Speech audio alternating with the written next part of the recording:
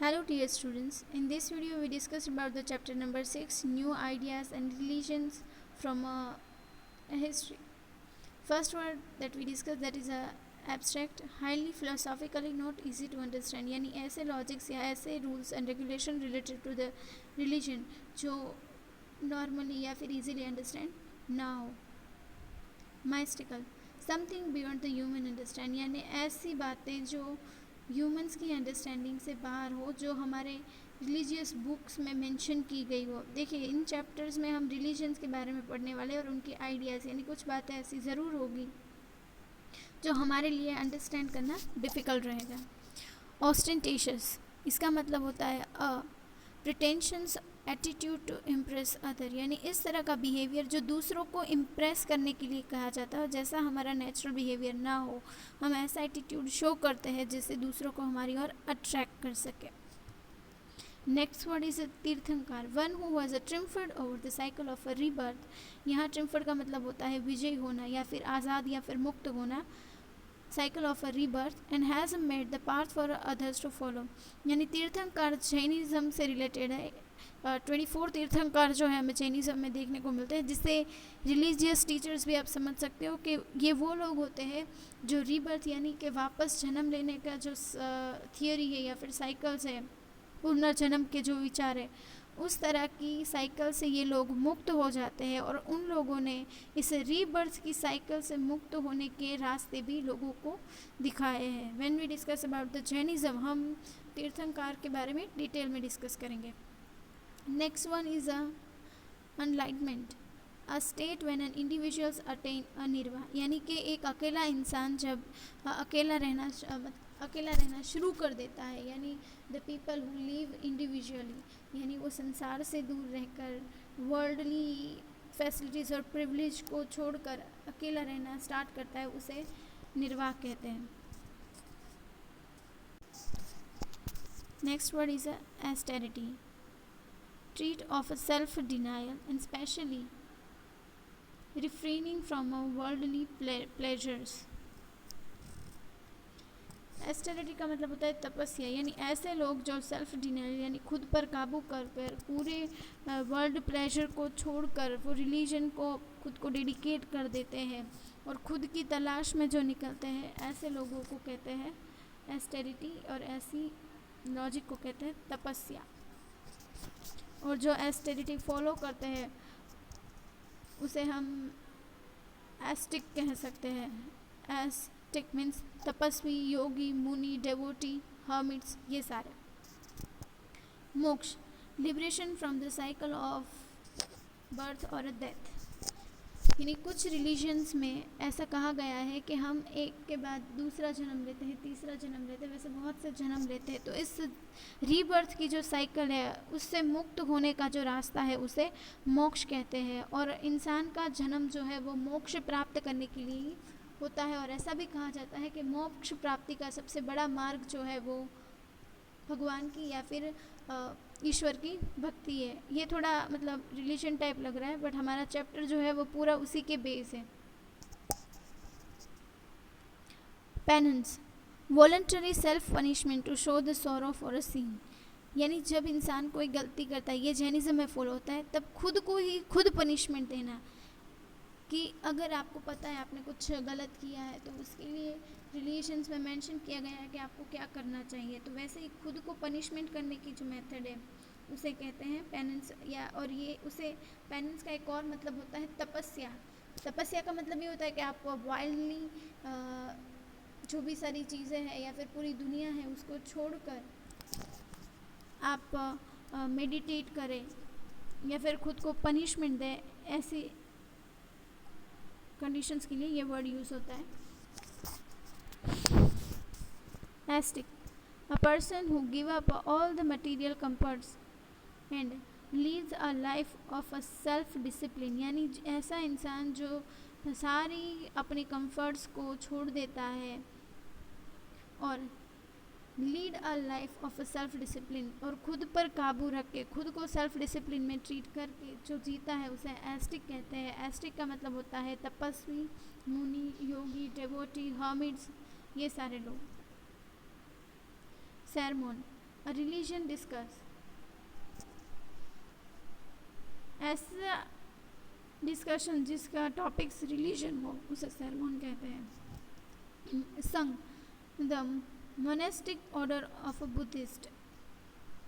Monastic का मतलब होता है मठवासी, यानी ऐसी जगह जहाँ बुद्ध को फॉलो करने वाले लोग हर्मिट्स होते हैं उन्हें बुद्धिस्ट कहते हैं। तो बुद्धिस्ट जहाँ पर रहते हैं उन लोगों के लिए मोनेस्ट्रीज वर्ड यूज़ होता है, और जो लोग मोनेस्ट्रीज में रहते हैं उसे मोनेस्टिक कहते हैं, या दैट मीन्स मठवासी। चैत्य, a large hall with many pillars located in a monastery and meant prayers usually having a stup at one end। स्तूप जो है वो बुद्धिज़्म के पवित्र स्थल को, जैसे कि हिंदू में पवित्र स्थल या पवित्र प्लेस जो है सेक्रेड प्लेस उसे टेंपल कहा जाता है, इस्लाम में मस्जिद है, क्रिश्चियन में चर्च है, और सिख में गुरुद्वारा है। वैसे ही बौद्ध धर्म के लिए जो पवित्र प्लेस है दैट इज़ कॉल्ड स्तूप, और स्तूप जो है उसके पास ही मठ ज़्यादातर बनाए जाते थे, उसे मोनेस्ट्रीज कहते हैं मठ को। और लोग जहाँ पर ऐसी मोनेस्ट्रीज होती है वो बड़े प्रेयर हॉल होते हैं जहाँ पर सारे हर्मिट्स हैं और सारे बुद्ध रिलीजन को फॉलो करने वाले लोग बैठकर बुद्ध भगवान की ओर मेडिटेट करते हैं। तो ऐसे लार्जर हॉल को चैत्य कहते हैं। Now we start our chapter number 6, new ideas and religion.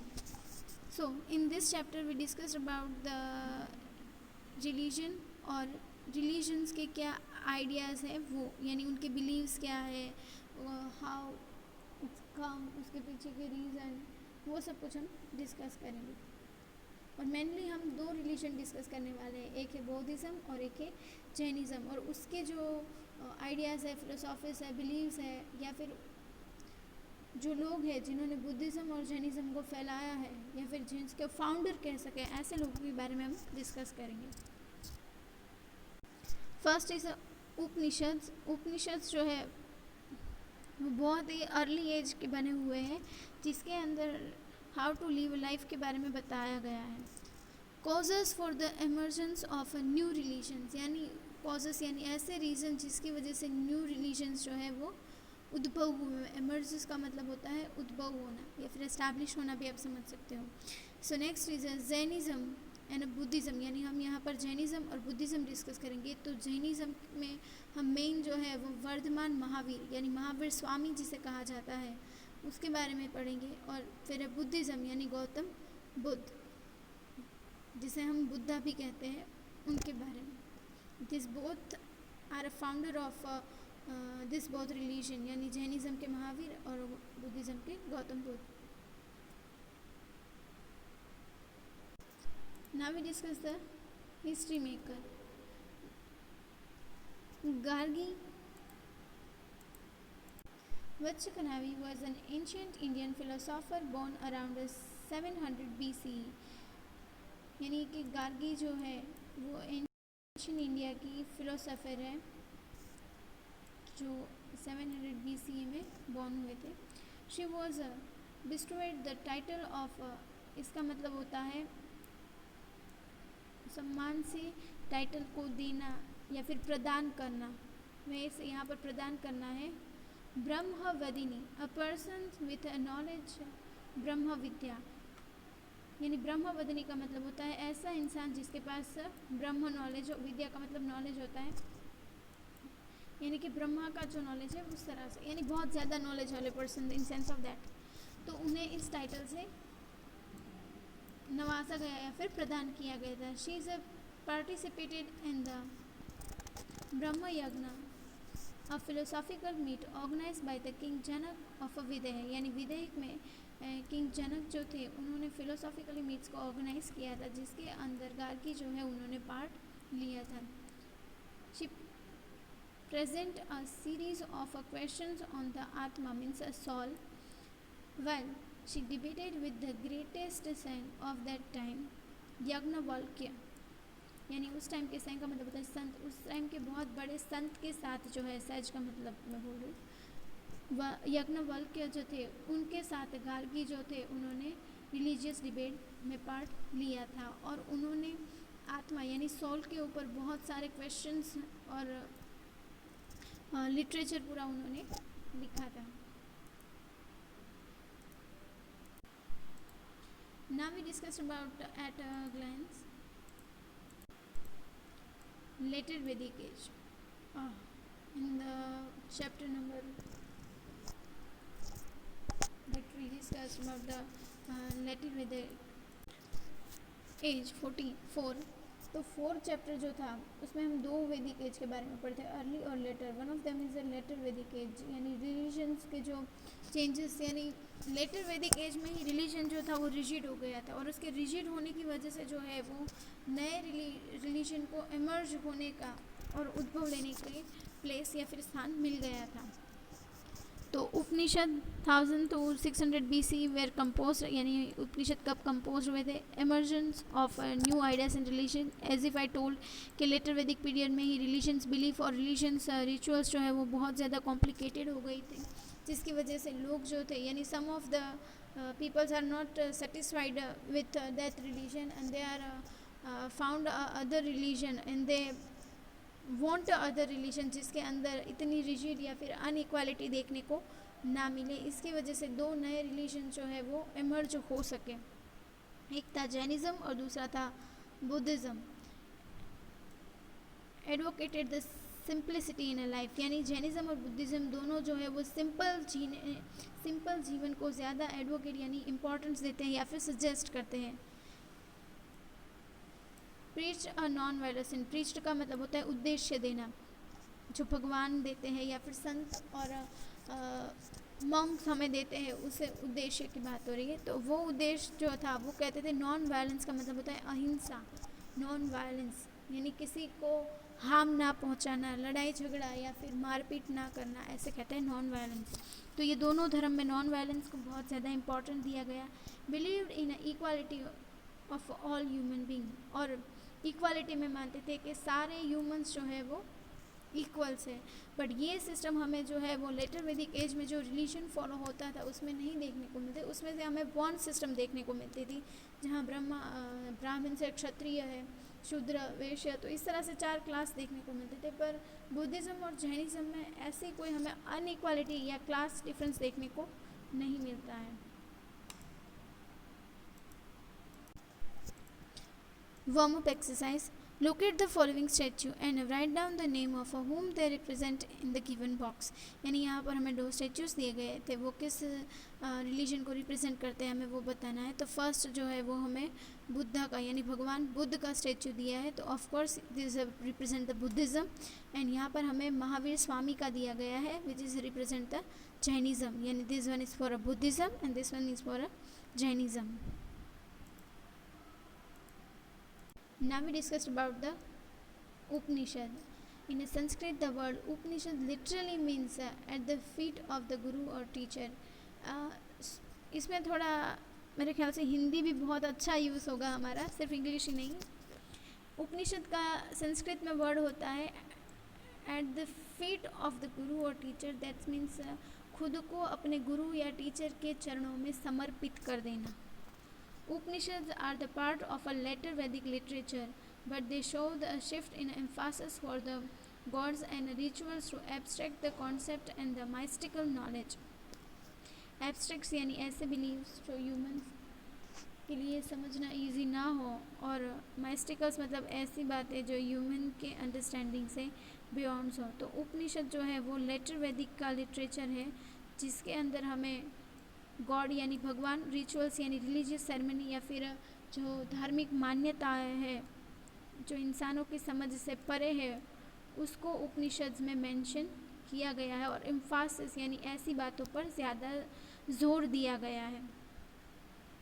They came into the existence as a result of the efforts made by the thinkers trying to find the answers to various difficult questions about the life after death, the universe, and the presence of a eternal beings. यानी कि उपनिषद जो है वो thinkers यानी कुछ विचार करने वाले लोगों की, या फिर जो बहुत ज़्यादा सोचने वाले लोग थे।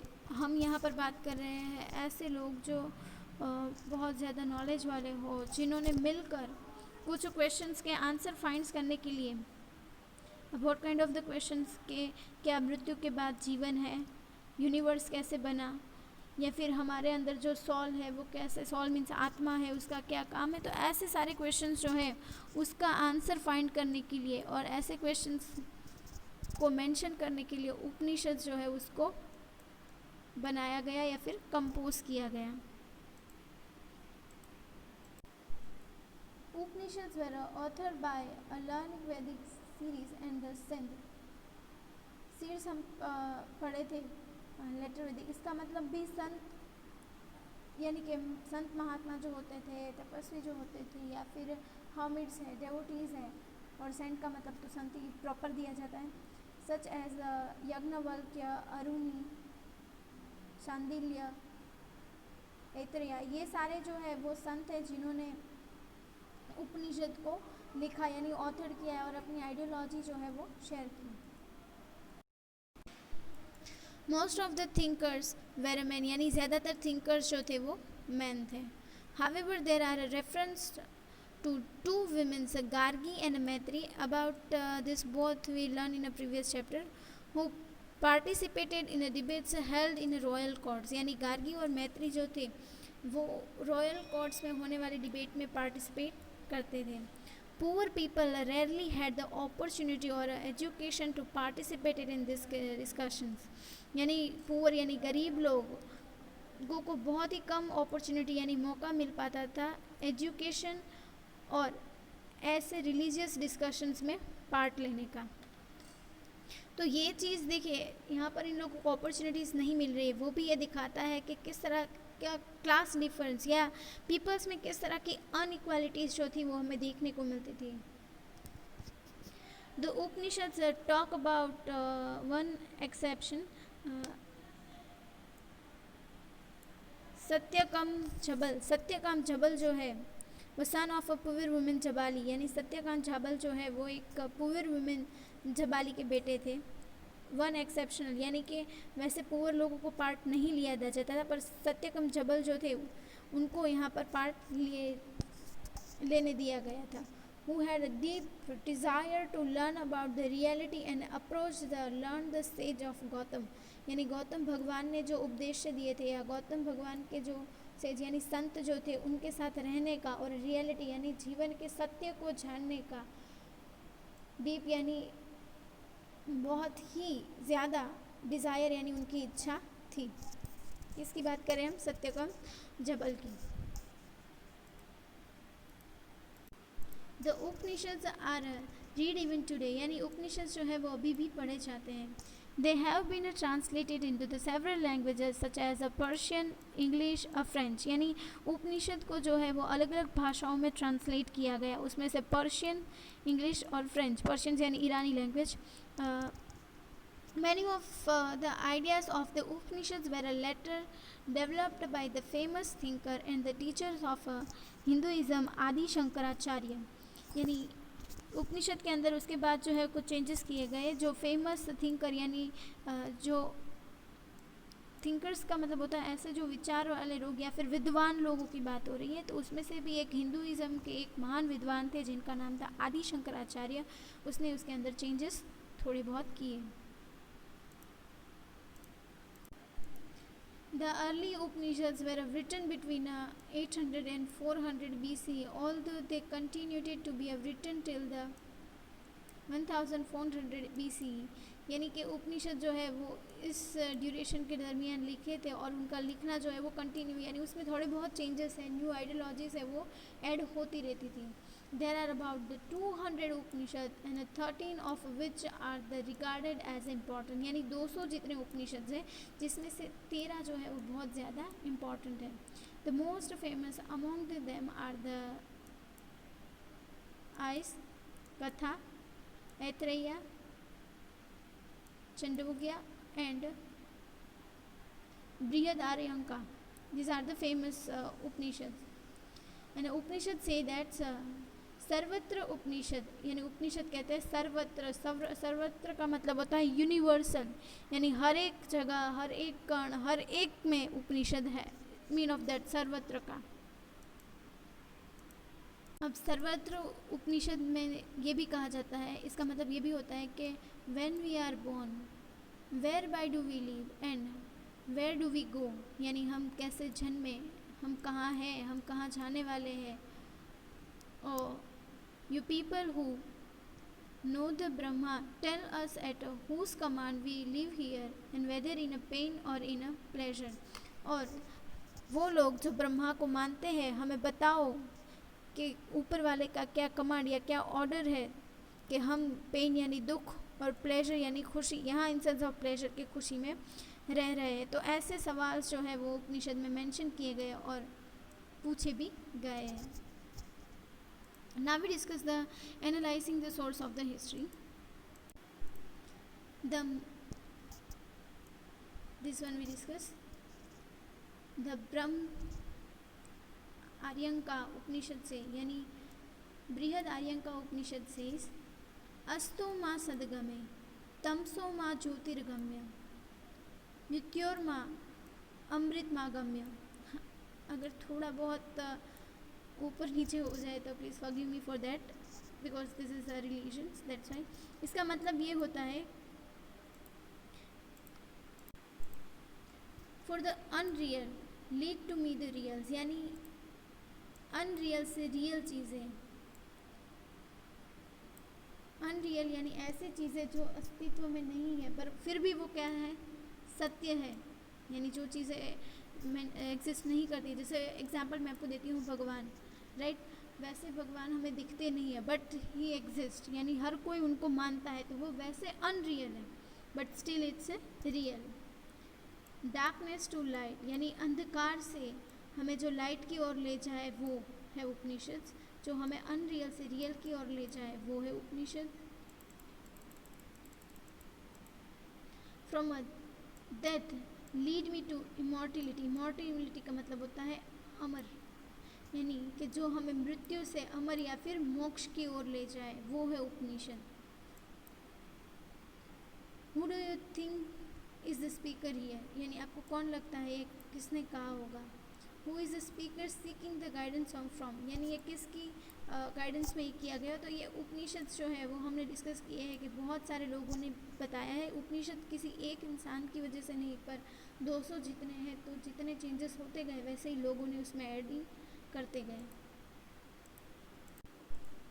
Rise of a new religion and cause, यानी न्यू रिलीजन के राइज होने की या उद्भव होने के पीछे के रीजंस क्या थे. During the letter Vedic period religious life became to be dominated by Brahmins who advocated a complex and elaborate the rituals and the sacrifices.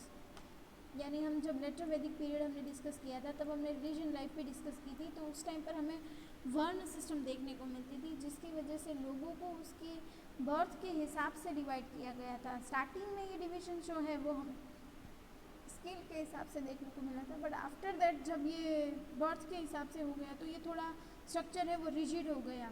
इसका मतलब ये हुआ कि ब्राह्मण्स का बेटा ही ब्राह्मण्स बनेगा. तो उसमें कुछ क्लास जो थे वो डिससेटिस्फाइड थे और उनको ये लग रहा था कि ब्राह्मण्स जो है वो इस रिलीजन को डोमिनेट कर रहे हैं, यानी उस पर ज़्यादा प्रभाव डाल रहे हैं. और एडवोकेट यानी वो इस धर्म के अंदर जो रिलीजन्स है, रिचुअल्स है, सेक्रीफाइसेस है या फिर रिलीजियस बिलीफ जो है उसको वो लोग ज़्यादा कॉम्प्लेक्स बना रहे हैं और ख़ुद को ऊपर रखने के लिए, ऐसा उन लोगों को लग रहा था. ये हम जो है वो न्यू रिलीजन्स के राइज होने की वजह डिस्कस कर रहे हैं और इसकी वजह जो है वो लोगों में बस रहा है डिससेटिस्फैक्शन मेन था. और उस डिससेटिस्फैक्शन के पीछे के जो रीज़न है हम वो डिस्कस कर रहे हैं. Religion lots is appeals to be a common people, जिसकी वजह से सामान्य लोगों में रिलीजन की जो इम्पोर्टेंस या फिर जो अपील थी वो कम होने लगी. Some of the reason for the decline of Vedic religions were as follow, यानी वैदिक रिलीजन के डिक्लाइन होने के कुछ रीजन्स जो है वो हमें यहाँ पर दिए गए हैं. Let's we discuss that. The rigid caste system lead to the inequalities and the conflicts among the people. rigid caste system, जैसे मैंने कहा कि उस टाइम पर जो कास्ट डिस्ट्रीब्यूशन था वो स्किल बेस की जगह बर्थ बेस हो गया, तो उसकी वजह से उसका स्ट्रक्चर रिजिड हो गया और वो जो है वो अनइक्वालिटीज़ को शो करता था। ब्राह्मण्स के जितना वैल्यू शूद्रस को नहीं दी जाती थी, तो वो अनइक्वलिटी शो करते थे। कन्फ्लिक्ट्स का मतलब होता है मतभेद, यानी इसकी वजह से कुछ लोगों के बीच में जो है वो रिलीजन को लेकर मतभेद शुरू हो गए थे। Brahmans who were a priest and guru claim the highest status in the social order, यानी ब्राह्मण्स जो थे, जिसे इंग्लिश में प्रीस्ट कहते हैं, उन्होंने खुद को सोशल ऑर्डर में सबसे ज़्यादा प्रेस्टिजियस और ऊपर रखा। Kshatriyas did not like this dominations of Brahmans. Dominations का मतलब होता है प्रभाव, जैसे डोमिनेटेड का होता है वैसे ही, कि क्षत्रिय ने खुद को इतना इम्पोर्टेंस दिया और खुद पर जितना प्रभाव डाला और ब्राह्मण्स को उन लोगों से ज़्यादा इम्पोर्टेंस दिए गए, ये उनको अच्छा नहीं लगा कि ब्राह्मण्स ही जो है वो क्षत्रिय से ऊपर और उसके बाद सेकंड कास्ट है वो क्षत्रिय, तो ये चीज़ें इस वॉरियर ग्रुप को अच्छी नहीं लगी। देन वैश्यस और merchants and traders group practice the agriculture and trade and were the main tax payer, यानी ये जो थर्ड कास्ट सिस्टम थी वो मेन टैक्स पेयर थी और उनको भी ये सिस्टम अच्छी नहीं लगी। They were a wealthy class but were placed below the Brahmins and Kshatriya. They therefore preferred a better religion in which they enjoyed a better position and a privilege in society. यानी कि अब जो ये merchant class था उनको ये लगा कि we are the main tax payer, हम एग्रीकल्चर है, हम फार्मर्स है, वेल्थी यानी कि उनके पास समृद्धि यानी पैसे और ये सब कुछ भी था, फिर भी उनको ब्राह्मण और क्षत्रिय से नीचे रखा गया, तो ये बात भी इन लोगों को सेटिस्फाइड नहीं कर रही थी। तो प्रिफर्ड यानी वो ऐसे धर्म को प्रिफर करना चाहते रहे थे और खोज रहे थे कि जिसके अंदर उनको बेटर पोजीशन और प्रिविलेज सोसाइटी में प्रोवाइड हो। Shudras were at the lowest range of the social order, work as a craft people and labourers, यानी लेबर्स जो थे और क्राफ्ट पीपल जो थे उन्हें सोशल क्लास सिस्टम में सबसे नीचे रखा गया, तो वो लोग भी इस बात से सेटिस्फाइड नहीं थे। This is social class did not enjoy any rights, और शूद्र जो थे उनको किसी तरह का सोशल राइट्स है वो दिए नहीं जाते थे, इवन उनको नीचा समझा जाता था। दैट मीन्स कि उनको बहुत ही लो लेवल पर माना जाता था और उनको ट्रीट भी उसी तरह से किया जाता था। They thus looked for the religion that could be treat them equally, यानी शूद्र भी ऐसे रिलीजन को फाइंड कर रहे थे कि जिसमें उसको इक्वल राइट्स और इक्वल इम्पोर्टेंस मिले। Most of the religious literatures was in Sanskrit, whereas the languages of the common people were a Pali and a Prakritic. Therefore, they could not read the religious texts. यहाँ एक और problem ये थी कि उस time के जितने भी रिलीजियस टेक्स्ट जो देखने को मिलते थे वो सारे संस्कृत में लिखे हुए थे और कॉमन लोगों की जो लैंग्वेज थी वो पाली एंड प्राकृतिक थी, तो इसकी वजह से लोग जो थे वो इस भाषा को संस्कृत को ज़्यादा नहीं समझ पा रहे थे, तो जो लिटरेचर्स लिखे हुए हैं उसको भी वो नहीं समझ पा रहे थे और for this they are totally depending on the priest, और ये चीज़ भी उनको अच्छी नहीं लग रही थी। Therefore they could not read the religious text, और इसकी वजह से ये religious text को नहीं पढ़ पाते थे, और अगर वो नहीं पढ़ पाएंगे तो वो उसे समझ भी नहीं पाएंगे। ये उसकी सेकेंड रीजन है, डिक्लाइन ऑफ द वैदिक reason. The periods also witnessed rapid urbanization with the rise of cities in North India such as Kaushambi, Sarvasti and Vaishali, यानी ये पीरियड जो है यानी जब न्यू रिलीजन्स और आइडियाज़ जो है वो राइज हो रहे थे, वो रैपिड अर्बनाइजेशन यानी एक के बाद एक सिटीज़ जो राइज हो रहे थे नॉर्थन साइड में। हम जब महाजनपद हमने डिस्कस किए थे तब हमने डिस्कस किया था कि बहुत से सिटीज़ जो है वो विलेज में से अर्बनाइज होके सिटीज़ में कन्वर्ट हो रहे हैं, तो वैसे ही नॉर्थ में जो सिटीज़ अर्बनाइज्ड हुए उस सिटीज़ के नाम है Kaushambi, Shravasti and Vaishali. money or punch mark coins began to be used in the place of a barter system. Barter system का मतलब होता है ऐसी सिस्टम जहाँ पर व्यापार की ये सिस्टम है जिसके अंदर कोई चीज़ खरीदने और बेचने के लिए पंचमार्क कॉइन्स का यूज़ होता हो, यानी कॉइन्स का यूज़ होता हो, ऐसी सिस्टम. तो ये सिस्टम जो है वो अब यहाँ पर यूज़ यानी कि शुरू होना शुरू हो गई थी. The increasing use of a money and fading a barter system show the increase of a commercialism. Commercialism का मतलब होता है कि इकोनॉमी से रिलेटेड ये वर्ड है जिसके अंदर बार्टर सिस्टम प्रैक्टिस होना शुरू हो गई है. एंड द ऑस्टेंटेशियस का मतलब वैसे जब हमने न्यू वर्ड डिस्कस किए थे तब हमने डिस्कस किया था, इसका मतलब होता है डिंग, यानी ऐसी लाइफस्टाइल हम डिस्कस कर रहे हैं जिसके अंदर जहाँ पर वो खुद को ज़्यादा प्रिटेंड करते हो या अपना जो रैशनल एटीट्यूड से हटकर अलग तरह का एटीट्यूड और लोगों को इम्प्रेस करने की कोशिश करते हो. तो ऐसी लाइफस्टाइल जो है वो उस टाइम पर शुरू हो गए थे कि लोग जो है वो मनी पर यानी पैसे कमाने पर और उसको दिखाने पर और लोगों को इम्प्रेस करने पर ज़्यादा भार दे रहे थे. ये बात हो रही है लेटर वैदिक एज के रिलीजन की, कि उस रिलीजन में ये चीज़ें हमें बहुत ज़्यादा देखने को मिल रही थी, वो थी दिखावा. Many people